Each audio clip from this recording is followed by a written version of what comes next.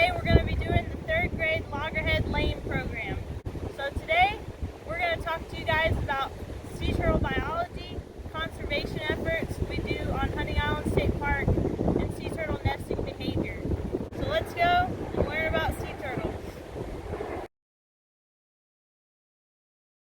So starting in May, female loggerheads will come up looking for a suitable nesting habitat on Hunting Island. So what are they looking for? Not this kind of sand, it's too wet. As we go up on the beach, you'll notice that the sand is starting to get more dry. It's starting to collect. If you look at this grass, this is called grass. This is old Spartina grass shoots that get washed up on the beach. And if you notice, they're starting to create dunes. So if I was a sea turtle coming up to nest on Hunting Island and my flippers started to touch this dry sand, I would kind of know I'm in the right place. So what is she looking for? She's looking for dry sand so the waves don't come up over the nest. She's looking for a high area where she can lay that nest and away from predators. So what would be a predator for a sea turtle? You have raccoons, maybe coyotes, and people. So if we have people on the beach disturbing a nesting sea turtle, that can cause a problem, which could result in what we call a false crawl.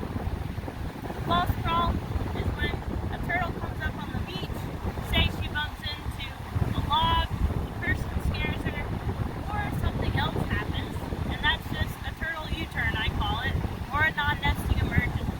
So that's a bad thing in the turtle world, but hopefully she'll come back later that night, or maybe a couple days later and lay a nest. So why do sea turtles like to come to Hunting Island so much to lay their eggs? Well, it's really dark. We don't have any sort of houses or big high-rises, so that kind of cues the sea turtles to come in at night.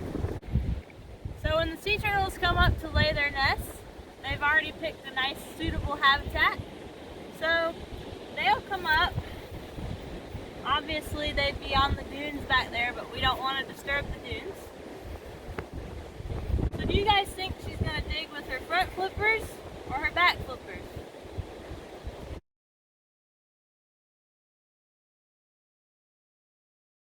Let's find out. So loggerhead sea turtles, once they find that suitable nesting habitat, they'll kind of situate themselves and start digging with their back flippers. They use their back flippers as little paddles. They'll kind of go in the hole, put some sand out, use their other flipper, do the same thing. And when that's all over, which usually takes maybe about 30 minutes to an hour, the nest will actually, if you were to look at it under the ground, it kind of looks like an inverted light bulb. If you guys can see this, the eggs would be down here in this chamber, called an egg chamber, and then it would get more narrow as they go up to the top. Alright, so what does a loggerhead sea turtle egg look like? Well, this is not one. This is actually a ping pong ball, but it pretty much is a very accurate representation of about how big a loggerhead sea turtle egg is. So why are turtle eggs so soft, or why do they have to be soft?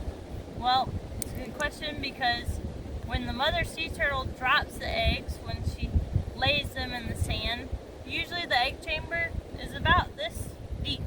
So it's maybe like 2.5, 3 feet deep. So they have to kind of survive that fall, and then others will drop on top of them, so they have to be pretty flexible. Once she lays the eggs and leaves, usually it's about 45 to 60 days in the sand, in the incubator as I call it, because if you look behind me, those sand dunes can get up to temperatures of probably close to 100 degrees in the summertime, and that's pretty hot. Remember guys, sea turtles are reptiles, which means they're cold-blooded. So when they have eggs in the sea turtle world, I always say hot chicks, cool dudes. So the hotter the temperature of the nest, the more females there will be. The cooler the temperature, the more males there will be. So what happens when we find the nest, guys?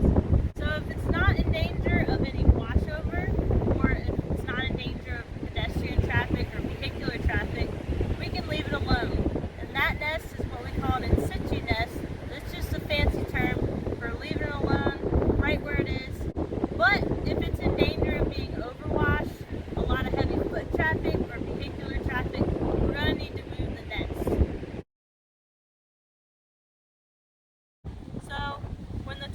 incubating and they all hatch. They don't all hatch at once. One will hatch and a couple more will hatch. So they wait until all their brothers and sisters get ready, and it's what they call a boil. So they'll all go to the top of the nest. So what cues the babies on when to go and go to the ocean? Well, they do that by the ambient temperature.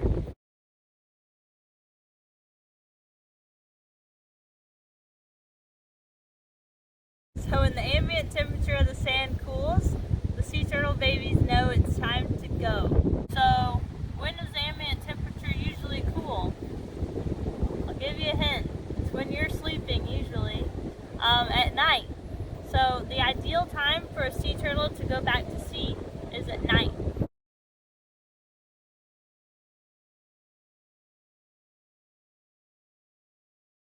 If you have a lot of bright lights beyond the dunes, which way are the babies going to go?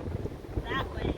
So you want a nice dark beach, so when the babies hatch, they get that cue to go to the ocean and not back out to where the buildings are. So at night, typically predators won't be able to see you as well, so they have a better chance of making it to the ocean. So does that mean when they get to the ocean they're home free? Not exactly. Sea turtles are easy prey for a lot of things in the ocean, from fish to sharks. They have a pretty rough time trying to get where they need to go once they hatch. So where do they go? Well, they have a very long trek to what we call the Sargasso Sea. From there, once they reach there, there's Sargasso grass mats or seaweed mats that they can hide in and take refuge in until they become about dinner plate size. So when you're about dinner plate size and you're a sea turtle, you got a pretty good chance